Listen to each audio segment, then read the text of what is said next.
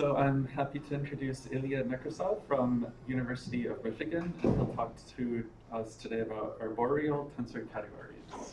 Thank you very much for introduction. Yeah, so actually I want to talk about most of the talk about base part, but also something really interesting why arboreal tensor categories are especially, I don't know, interesting for me at this moment. Yeah, my name is Ilia. You're welcome to just interrupt me at any point. This is my email if you have any genius ideas which will resolve the whole bunch of questions I will have during the talk. So please just email me, talk to me. Yeah, just make sure that this information actually reaches me. Also, I should say that this joint work with Nate Harman, who is right there, and Andrew Snowden.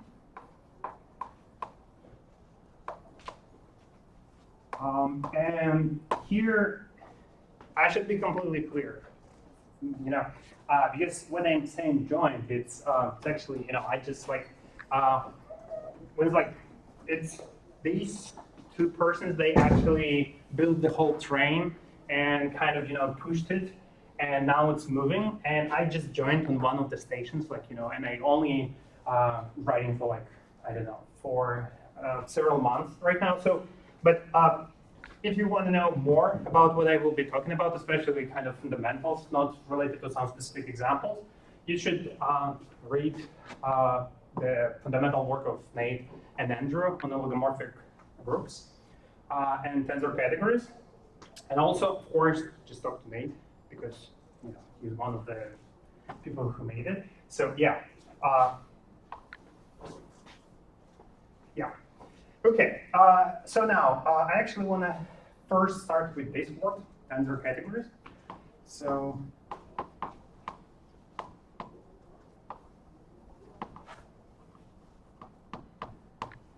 I believe that right now in this room we don't have the room full of absolute experts on tensor categories, as far as I know. So because of this, let me try to slowly introduce you to the topic. And try to, the main point for me will be the kind of motivation why this stuff could be actually really interesting. And then maybe something else will appear here and there. But yeah, let's start with tensor categories. So if you never heard about tensor categories, it's some sort of categories with multiplication. So, and the first kind of point that you're making is monoidal category.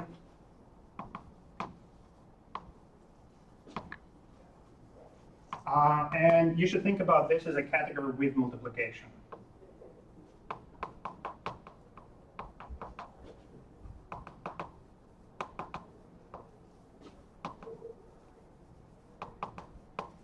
And right now, this is this, usually it's denoted by this sign, which we probably, most of us, changing the actual name from the LaTeX.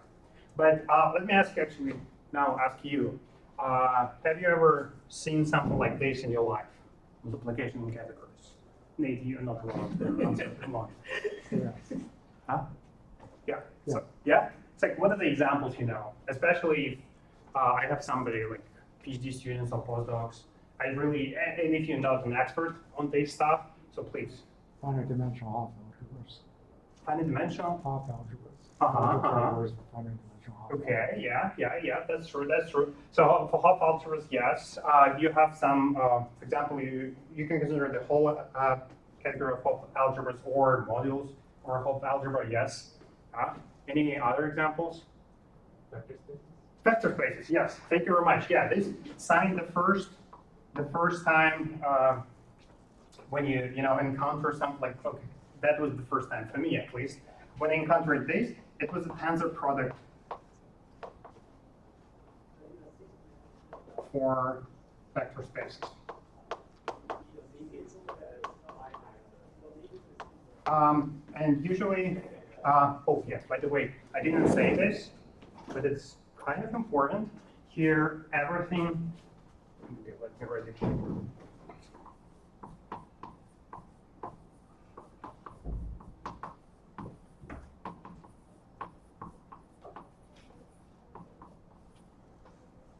I hope you can see this. And it's a really important message. And I certainly embarrassed that I'm talking at this seminar where Nate is in the audience, because he's actually one of the experts in non-zero case of characteristic. But for today, I'm talking only about zero characteristic of the ground field equal to 0. So for example, here we can talk about something like vector spaces over C, all over other fields of characteristic equals to 0. Yeah, and the main point here is that actually category vector space is a good example of tensor categories. At least of tensor categories I will talk about today. And here's the small remark that to define the whole, the actual thing, what I mean by tensor category, it usually takes like 6 or 7 or 8, whatever, how you will list all the properties. And in literature, here and there, sometimes by tensor category, it depends a little bit of different things. So I don't want it to list all 8 properties here because it will be embarrassingly long and boring. But I wanted to emphasize one really important remark, that by tensor category,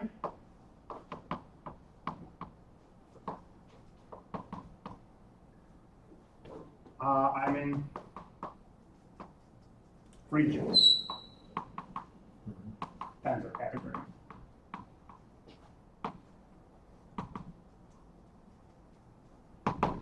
And by rigidity, which is kind of one of the most important properties for this talk, it's just saying that there exists dual for every, maybe I should say dual X star for every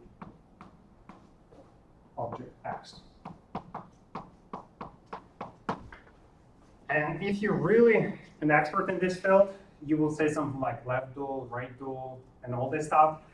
Just dual because all the categories I consider, they're also symmetric, and it's kind of one of the simplest examples of different monoidal categories you can consider. So they're symmetric, which is also really important, and they k-linear. Most of them will be abelian, but also they're rigid. So we actually have duals, and because of this, let me emphasize it here that when I'm saying vector spaces over C, I mean finite dimensional vector spaces over C. Okay, so this is really important for this talk because we're considering not only finite dimensional vector spaces, then it's really hard to say what is, I don't know, C infinity dual. It's like you should think about some topologies maybe, to actually define this, or you should consider a much bigger category of like infinite dimensional vector spaces with norm, or maybe with some sort of topology or linear topology, or just general topology. Anyway, it's like what I'm saying, this is really important for, okay? And also here, when I was talking about vector spaces, it's really important to say that the second useful example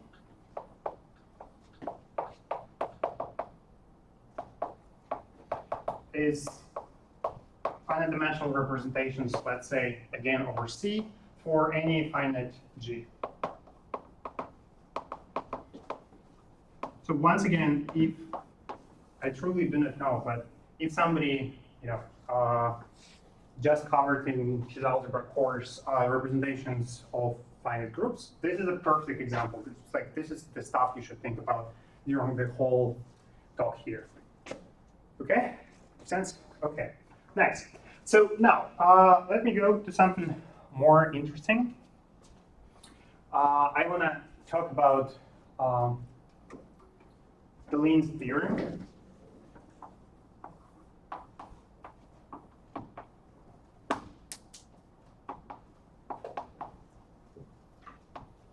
So in this example, you use the Hopf algebra structure to get the monoidal structure on the category. Yes, yeah. It's actually impressively useful language, in generality, in general for tensor categories to think about Hopf algebras. And for example, if you're considering, as I will do laterish just some really abstract categories, you still can talk about whole algebra objects inside. Yeah, and you can think like how they act and how they actually decompose your whole category into pieces, into blocks. Yeah, this is all, yeah, this is actually absolutely true in generality. Yeah, I will not touch this topic, but yeah, it still works. Okay, for Deligne's theorem, I realized that what I also want to say that these rigid tensor categories with a lot of other properties, these are also sometimes called pre-Tanakian.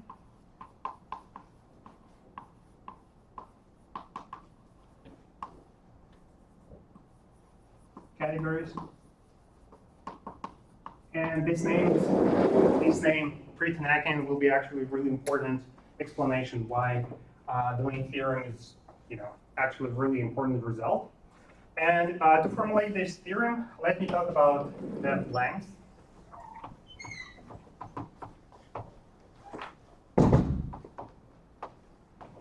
of object, which leads to the definition of moderate growth.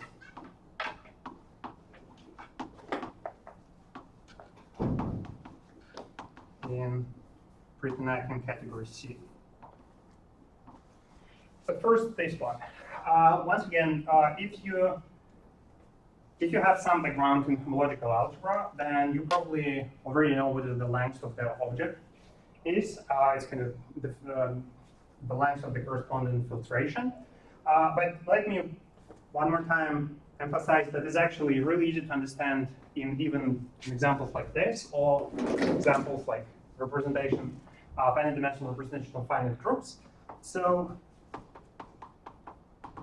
an example for vector spaces over C. So if we have an object, X, here, then you actually, know that this object is just equal to isomorphic to C to the n. So, and length is just defined as a dimension. So length of this Cn in this category of xt is just equals to dimension equals to n. Okay, and you can think about this as this length in nicest possible situation. If you have any object, and if your category what is called semi-simple, if it's just every object is just a sum, finite sum of simple objects. For example, here is just one copy of C. You just looking at how many pieces you have in this object. And this is precisely length. So, for example, in this case, once again, characteristic is equal to 0, so everything is really good. This is actually a semi-simple category. So, in this case, if you have any representation of this group, length will be not the dimension of this space, but it actually will be just how many irreducible representations you have inside of this object here. Okay, so but you should actually think about this length as kind of an actual categorical generalization of dimension. Okay, so and finally, I'm going to talk about this moderate growth in C.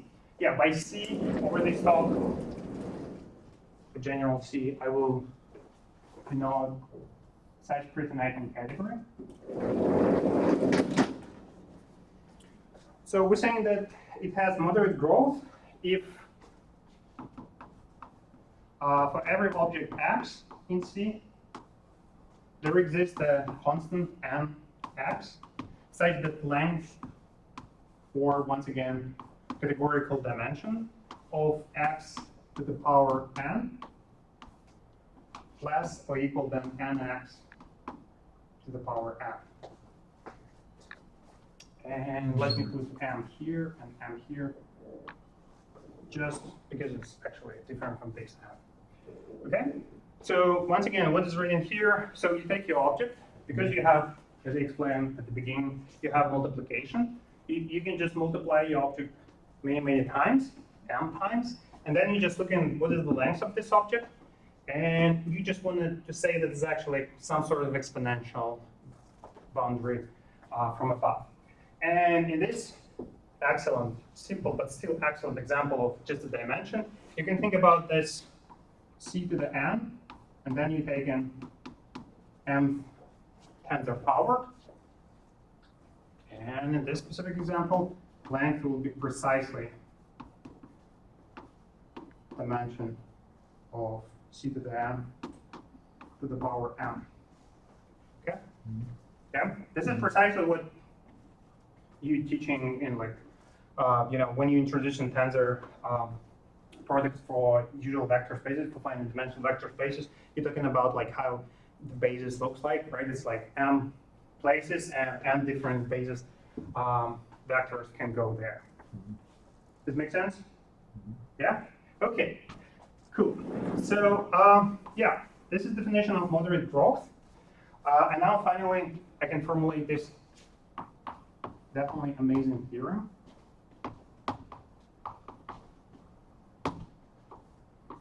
So Deligne's theorem is saying that if you have C, which is pretty eigen,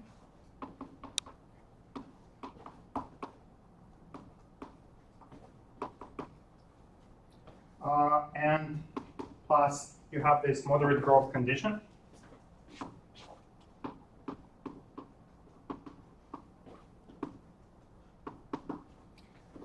then C is actually equivalent to one of the categories which looks like representation of some group G.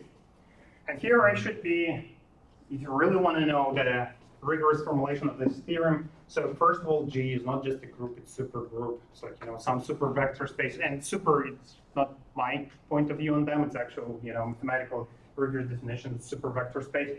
And also representation, they just not representation, they're also in super vector spaces. It's not that, still it's not that far away from usual representation of groups. Yeah, and by the way, the groups, it's like general affine group scheme. So once again, in terms of Hopf algebra, you can talk about Hopf algebra. So yeah, it's not finite, but kind of, this is what is important, like at the level of intuition, like if you have this moderate growth condition, then everything you can come up with, it just looks like a usual old representation theory. So in the stuff that you talked about before, Nate, was there some hypothesis that made it not a supergroup, but that just made it a group, or were you secretly allowing supergroup with that color? I typically secretly allow supergroup. I find it doesn't add much to the exposition. And I just wanted to know. Yeah, I'm a little bit more honest man, so yeah, So I guess an isomorphism is Group tensor generously categories? curved. Yes. Okay.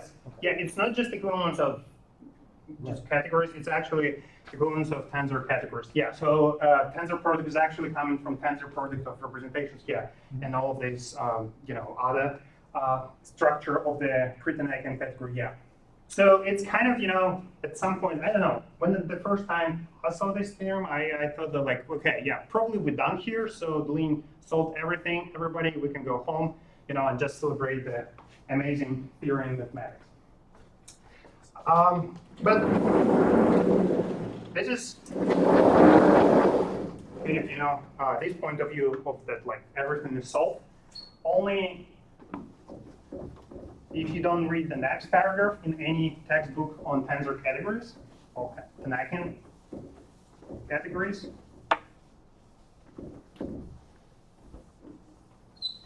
Those may be worth noting. It's definitely characteristic theorem only. Oh yeah.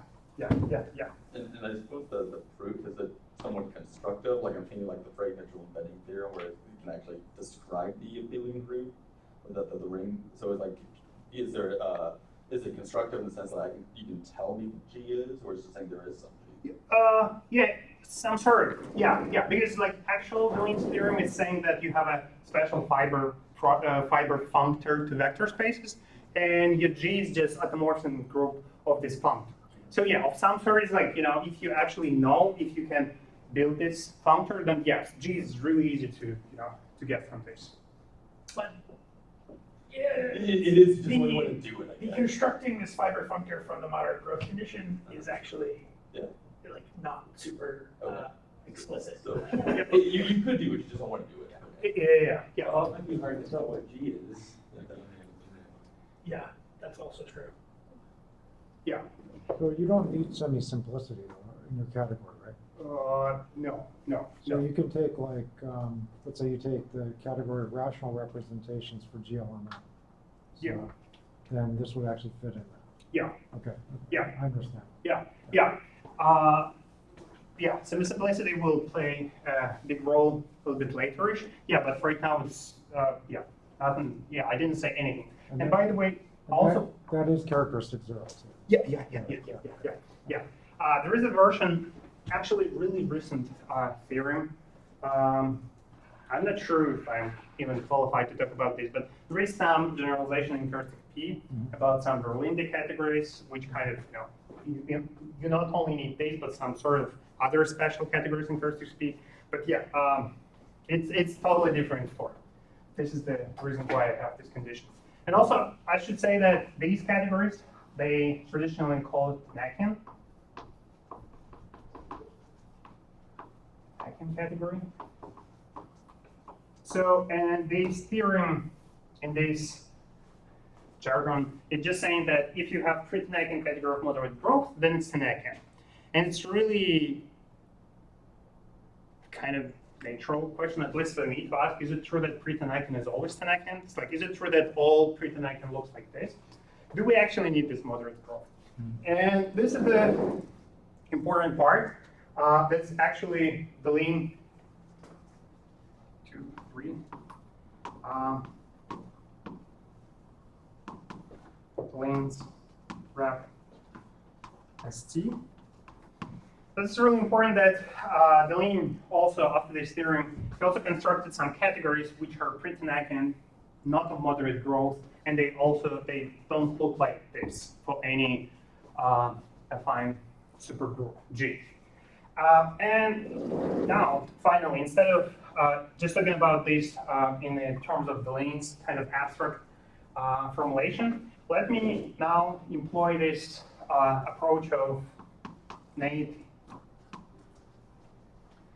and Andrew.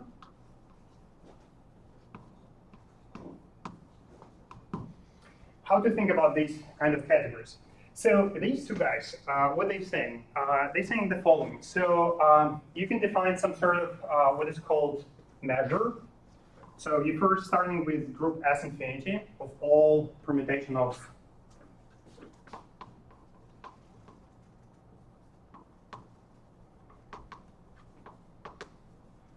all natural numbers,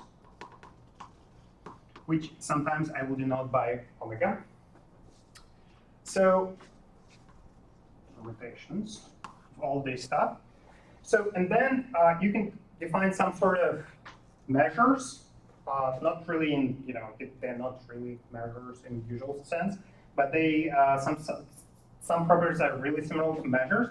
You can define some measures on S infinity such that these measures will give you these categories to you. And moreover, somehow you will be able to get the usual graph Sn for finite n out of this really general construction as well. Okay, so and right now, for the next several minutes, I will explain in a little bit more details what is happening here. And let me just say as a kind of a, peek into what is happening with these categories, it's kind of a little bit more general approach where you not only constructing something of not moderate growth out of something looking like moderate growth, you're actually constructing something much bigger. And it's kind of showing you that this world of pre-Nakian categories of not moderate growth, it's actually really big zoo. And right now we only have a few examples, but it's already kind of showing that it's it's really big set of all these not moderate growth categories. It's not like all the categories which are pretty Nakian, they look like this, and several other few examples, and that's all. No, it's actually showing us that there are a lot of non-moderate growth pretty Nakian tensor categories. Okay? And now let me talk about this a little bit more. So for permutations, I just want to kind of give you the sense of what is happening in this general approach.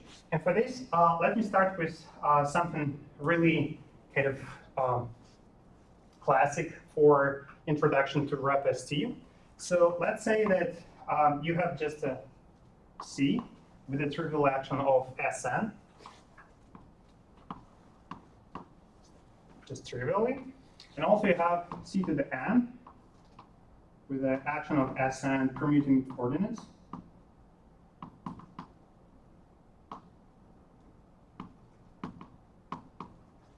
And finally, you can consider, yeah, and this map is just sending vector E, let's say, to just E1 plus E2 plus En. Is diagonal embedding. And also this map, once again, this is the same module, Sn module. And this one is just sum of En, En. It sends to sum of say E. Okay? This is something that we know and love. Yeah? Yeah? Okay. So once again, yeah, we also have action of Sn here. And let me ask you, instead of me writing this, so if I first go from here to there, and from there to here, so what is the composition from C to C?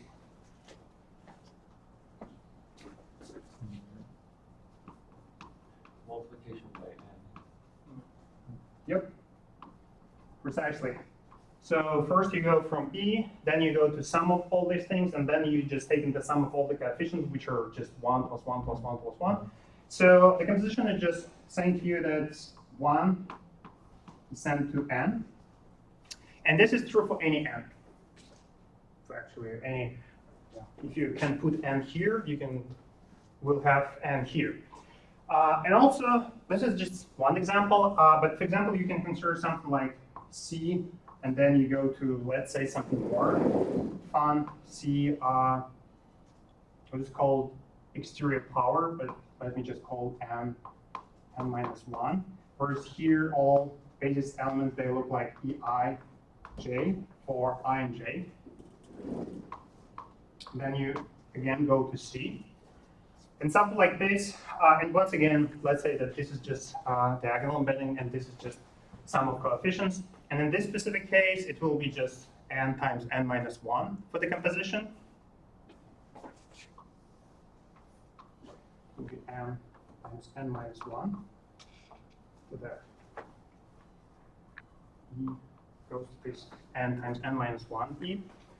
And there are many other examples, like when you're working inside of the category of representation of Sn, you just here and there just appearing, just the polynomials in terms of n.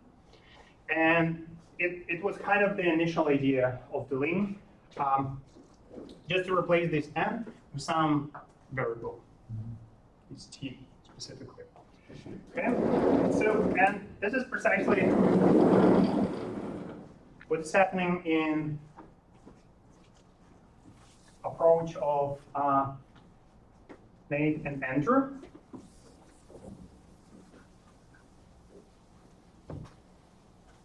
So with general machinery, they were able to say the following.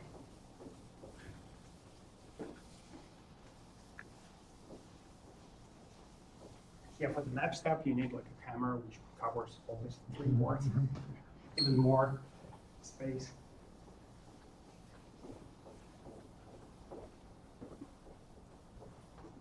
Okay, so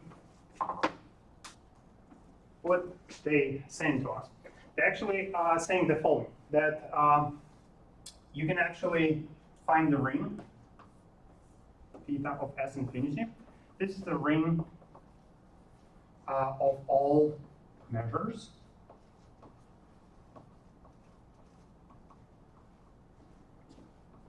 on S infinity. And once again, as I said before, these measures, they specifically tuned for these tensor categories. Setting is not just usual measures. But what is really important in this specific case, that spectrum of this theta of S infinity, this is just a line. Tensor J, character 0 is a Oh, line. yeah. This tensor Q. But once again, character is 0 everywhere. Yeah, the ring itself is a little bit, it's really bigger. Yeah, but Is a Q until the line Q has lots of, well, It's an affine. Well, it's Q adjoin X if you Okay. if you tensor with Q. Yeah, this is this is what I mean. So yeah, this one is homomorphic to Q adjoin T, and this is specifically the same T as played the role here, and the same T that we can replace this and with. So and this T is actually saying the following, that you have the whole line, and except for some specific places, which is actually T equals to 1, T equals to 2, T equals to 3, and so on and so forth, T equals to n for any natural number. Outside of these specific values, you have the same category. You can build up. Is that tensoring over Z with Q? Like, what is the tensor product over? Yeah. Yeah. Yeah.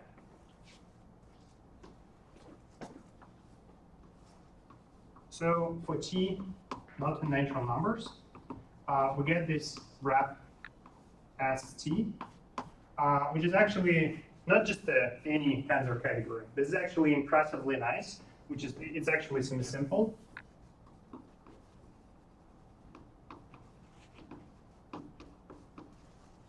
Category. And for these values, this is when the whole fun starts. So maybe let me put it here. Wrap S1, wrap S2,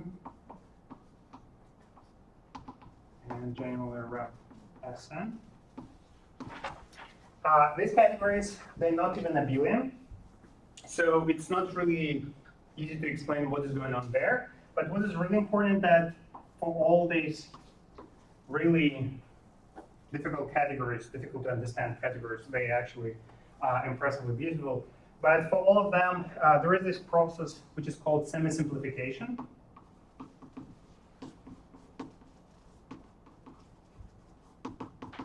Which, in my own terms, it just means that you have something really interesting and something complex in nature. Then you take away a lot of interesting stuff, and you get in something really easy to understand, which is just wrap S1, usual representation category of S1, S2, and generally wrap Sn. And this is what I meant at the beginning. So the whole approach of Nate and Andrew, it's just showing to us that first of all, it's not kind of, it's not just our point of view that you can build up some sort of wrap ST. It's actually true that you have a ring such that over, which is just Q adjoin T for characteristic 0. And then for every value, you have some category assigned to this value of T, of this coordinate. And then for some specific values, it's really hard to understand what is going on there. But you still have semi-simplification. And yeah, by the way, semi-simplification, if you never heard about this, and I haven't heard about this till like 6 months ago, it's some sort of example in local number theory. It's like taking the corresponding finite field for the coefficients of your p-adic numbers of some sort. So, but anyway, so you're able to get this old categories of representations of finite groups. And for generic value here, you just get a really nice and semi-simple category. Okay? So it's if T is not in, or if T is semi-simple. Yeah. Thank you very much. Okay. So if these things are not abelian categories, what do they look like? The category of tilting objects inside a highest weight category. Okay. So that's their, No, I That's- understand what you're saying. yeah. So Okay. they're not, it's not abelian, but they're a nice additive category. And you can kind of either enlarge it to something abelian, like the way that you could have tilting objects sitting inside all objects, or you can do semi-simplification, which is a sort of quotienting process, and then you recover traditional representations that way. Okay.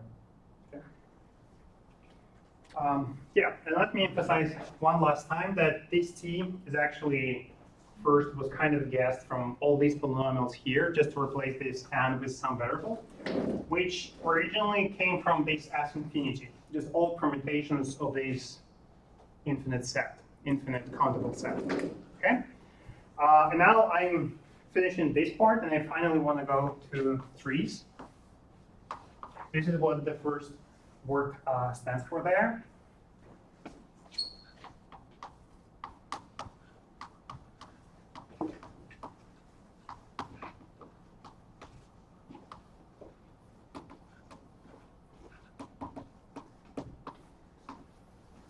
Okay, so first of all, I wanted to replace this group, and then the whole result will be kind of similar to what is happening here, but for a completely different group here. And for this one, for replacing this thing, I actually want to replace this thing here. So this is precisely what Nate talked 3 or 4 weeks ago, when he tangentially tried to talk about some model theory under all this oligomorphic kind of stuff. And this is actually, if I wanted to formulate the whole thing absolutely rigorously, this is precisely what you should do, some like model theory, some specific theory. But instead of this, I will just draw nice pictures. That's all, okay? So what is happening here? I'm considering trees, but not any trees. I actually consider some really nice trees. And for starter, I can start with what is called boron trees.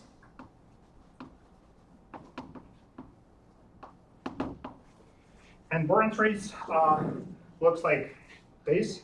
And in general, it's just a tree such that you have leaves, and you also have some internal vertices of degree 3.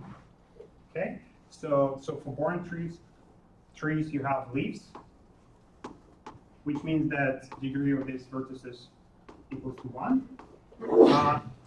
And also you have borons. It's actually coming from chemistry, like actual chemistry. I cannot believe that it's actually useful somewhere. But yeah, these vertices of degree 3.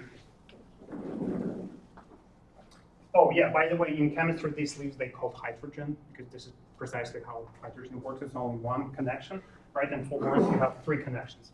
So you're considering all such trees.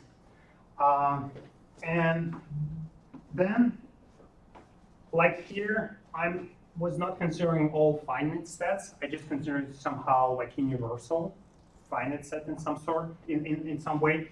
Here, I also want to do the same thing. I want to find an object which is kind of really, really big boron tree, which with all these smaller boron trees, they sit inside of it. And it's kind of, it should be minimal. So for this, I will just consider this picture.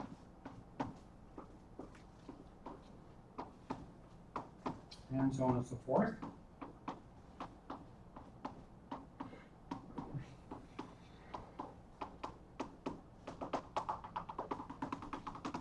So I'm just starting from the, in the middle, and then I'm just growing my tree, and growing and growing and growing.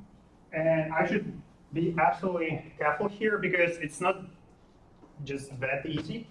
Now it's like, if I grew it all the way to the boundary, I actually want to go to the next level, by which I mean that now in the center of each edge, I also want to grow a branch. Then this branch will grow. And then in the middle of, here, and there. And then it's like, and here again, and here again. And all these also goes to infinity.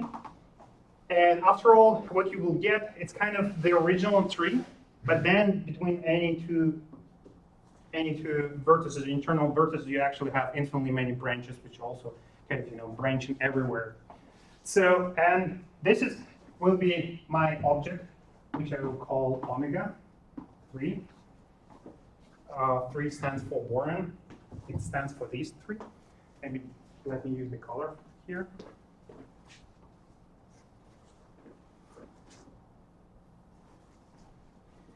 Okay, so once again, in the original picture, you have this omega, which is just kind of universal set, universal countable set, and you take an automorphism group of this object. Now I want to consider this really, really large boron tree, kind of universal boron tree, and I can consider automorphism of this object. So now I will go for automorphisms of this omega-3. Does it make sense? Yeah? Okay. And now, if you thought that it's pretty big object, it's pretty big automorphism group, it's actually kind of some sort of replacement for S3.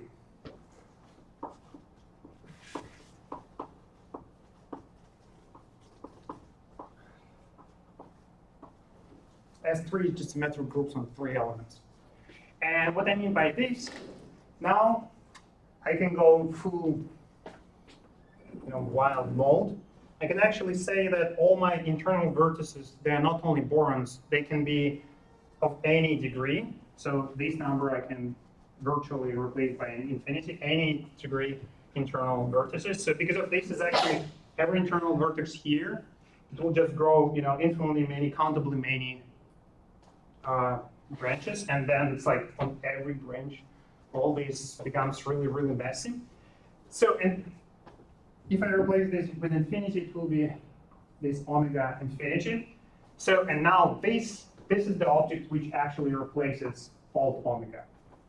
So alt omega of replacement of automorphism group of this group. It will be replacement for S infinity. Okay.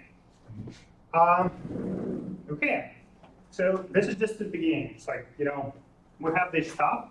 So now we can try to do all this algebra following the Harman, Snowden, Nate, and Andrew's work. So you kind of building up some sort of tensor category.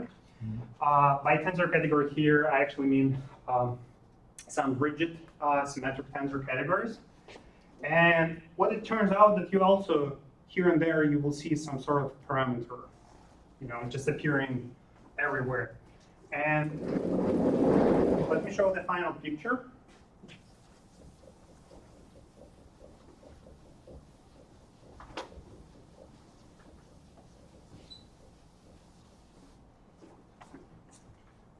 The final picture will look amazingly close to this one. Lower.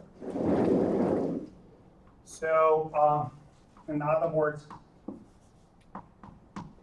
now I will consider spectrum of this theta not of S infinity, but of automorphisms of this omega infinity.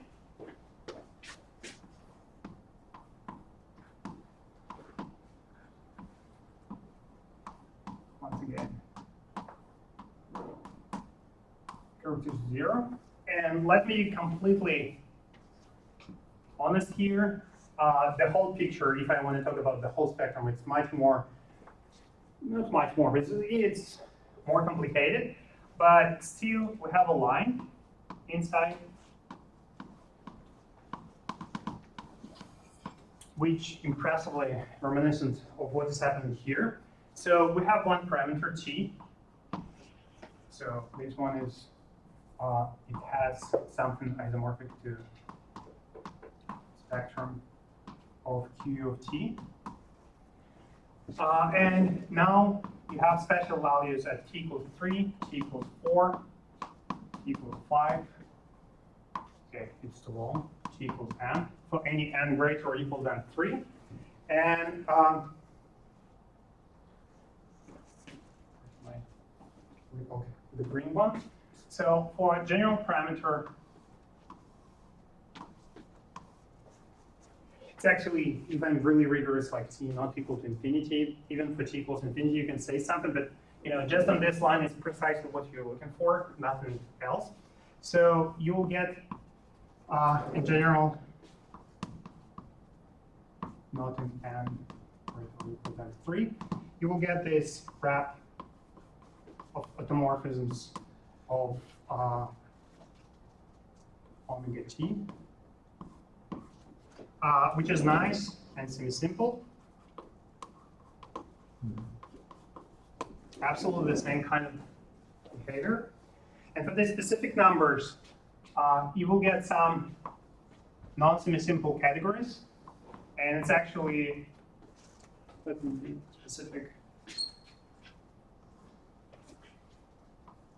These correspond to isomorphisms of this first object of omega 3, then omega 4, omega 5, and representations of automorphisms of omega n. And once again, you have this semi-simplification functor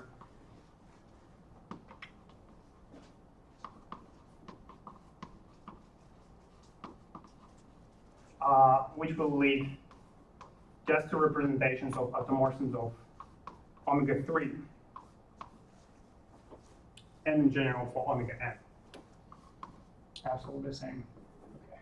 I don't have a place here, so I will put it there. Okay? And now, so the picture is actually the same, right? I even used the same colors here and there. And now we can ask. But it's not, but I mean, it's, those groups aren't finite, so you don't necessarily know that the representation category is simple. Yeah. That's also true, but let me go to a little bit different direction. I actually wanted to push on this moderate growth kind of condition. So let me just say that these categories here, they just usual small graph Sn, small Panachian tensor categories. So they actually have moderate growth. And then usually what is happening here, this process called approximation. So for this ref Sn, you approximate it with ref St. And what you get that all these moderate growth categories, you approximate them and you get something which looks like this, which is not moderate growth. It's actually pre-Panachian category and not Panachian. And what is happening here, it's actually much more interesting. It's kind of close to what you just said. These categories, they not of moderate growth. These groups are impressively big, and it's like, it's whole machinery for algomorphic groups. You can talk about this to name.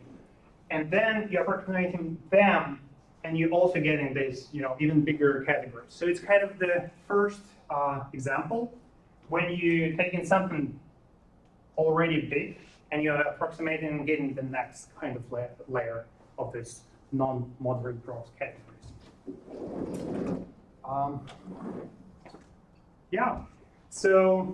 This is what is happening here. And as I said before, let me just conclude with one really important remark, that this is just one example.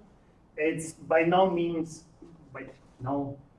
means are we saying that this is kind of a general picture? No, it's just one more example, which is showing that, you still you can go from something really classic to something much more bigger. And now we're going from something even, big enough already, and then even bigger. So it's kind of just showing, at least to me, that this zoo of all these examples of non-moderate growth tensor categories is just, it's probably enormous. Thank you.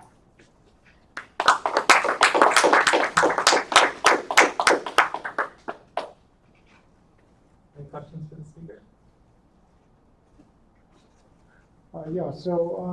Do you have any idea what the tensor ideals are in this rep bar S1 up to Sn? In these ones? Yeah. In general, I do not know. Nate maybe knows. But for example, it's like semi-simplification, just this negligible morphism. So this is one of the ideals. That's the only one. Oh, it's the only one. Okay. Yeah. We know it for those. You know what the tensor ideals are?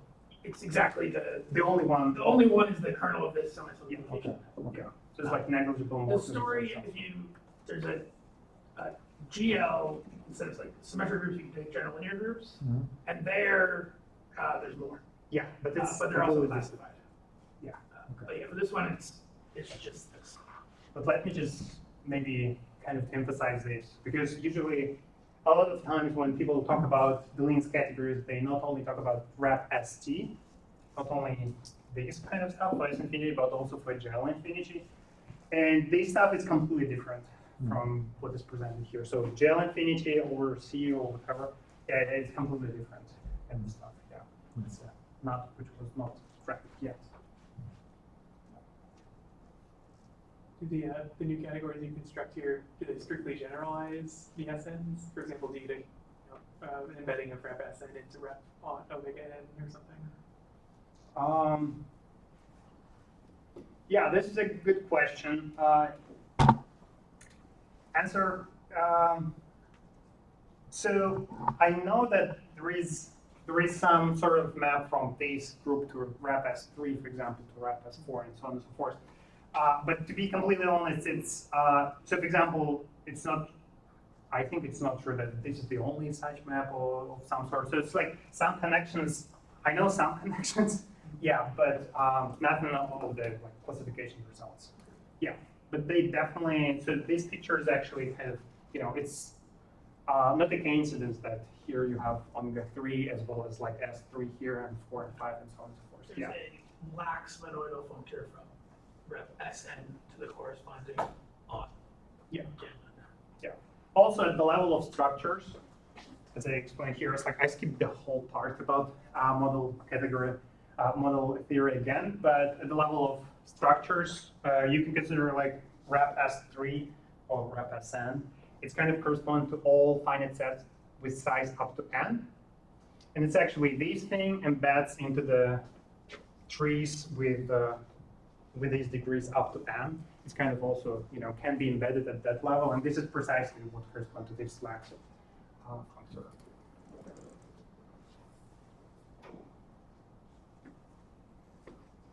Other questions? So one thing you didn't mention I want to add is that this first paper by me and Andrew is like 150 pages, very technical. But we only actually construct like 3 new examples, which like, the first new example is in character 0 in like 15 years or something. But then this Ilia basically showed that, okay, it's not just like 3 new examples. Here's an actual infinite family of new examples, which is an exciting thing. It's like this is real evidence that the world is actually much larger than previously known. I didn't say this. I'm a PhD student, finishing PhD student of Andrew, and my first problem, it's like initial problem for this one, was to prove that these are like the only 3 examples in paper. These are the only ones. It's like it's like the world of tensor categories, whatever it is, like known up to this point, and then like, Andrew, I have a problem. It looks like I have some sort of, it's actually something is happening. Yeah.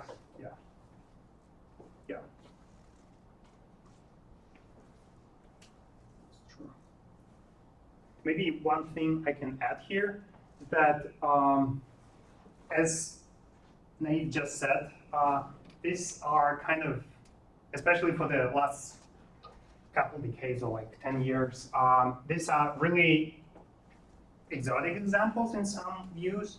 And let me just emphasize here that from the standpoint, it's kind of as you can see, it's a separate part of studying of tensor categories of moderate growth. This field is not by any means absolutely solved and clear what is happening there, especially specifically in positive characteristics. It's kind of a separate thing, and this is kind of, it's just showing that even outside of this interesting world, there are even more examples. And here, I don't even talk about positive characteristics. It's like already in characteristic 0. So for example, for PhD students who are kind of interested in this stuff, but afraid of characteristic P, like me, there are still a lot of problems. So talk to Nate, and he will give a lot of problems. Maybe just kind of a big question, but like, how critical was using the tree structure? Like, does you just allow arbitrary graphs? Oh, this is an amazing question. Yes. So first of all, the first note here that from model theory side, it's not like you just take anything which grows kind of infinitely in any direction and you get the actual category. It's what's called omega categorical theories of some sort of like universal stuff. So for example, here I emphasize that there is one property that any side graph embeds into this graph, and it's even more properties are needed here.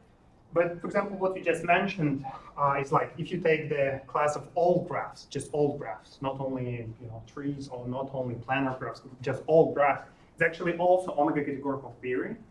which means that you can consider a group of automorphism graphs. This, by the way, this universal graph, which is sometimes called radar graph, and I do not remember, maybe you already talked about it. Okay, yeah, so it's radar graph, and there is this group of automorphism of radar graph, and right now, we know that there are some measures, but they are not the measures, enough to consider to construct actual tensor categories. Yeah, and I believe maybe it's even true that there are no such measures on all the graphs. So it's kind of, if you want, it's too big of an example. So yeah, but you're absolutely right that it's like there are many other examples of atomic categorical theories where you just sit and compute, and try to find these measures, try to find these kind of patterns. Yeah. Oh, I should mention something. So like in the group case, in characteristic P, you can classify the tensor ideals using specialization closed sets inside the cohomology ring. Yeah. So this is all part of like Paul Balmer's theory and everything. So there are methods for doing the non-semi-simple case using cohomology. So. Yeah, I actually haven't thought about this. Maybe it's a good next step to understand what's happening for trees for this, for these ideals. Yeah, it's actually a good idea. I think we can talk about it, but I think there should be a description, a correspondence between ideals, tensor ideals, and something on the model theory side. Yeah. We could probably work it out. Yeah. We could. Yeah, this. Let's do it tomorrow. Yeah, and you can see it's kind of a really fruitful picture here that on the one side you're talking about some nonsense, some really big tensor categories, but on the other side you can always talk about some sort of model theory, but it's actually just a finite combinatoric. So like you can just try to compute something. Yeah, but this is actually how the research done. At least I don't know if we have any PhD students here, but it's not like we all masterminds and we're thinking about super big groups which are like bigger than anything you can ever imagine. No. It's actually just some finite combinatorics. You're just doing some stuff, and then like, ta-da! These guys already made the big picture for you. This is how it works. Scientists figured it out.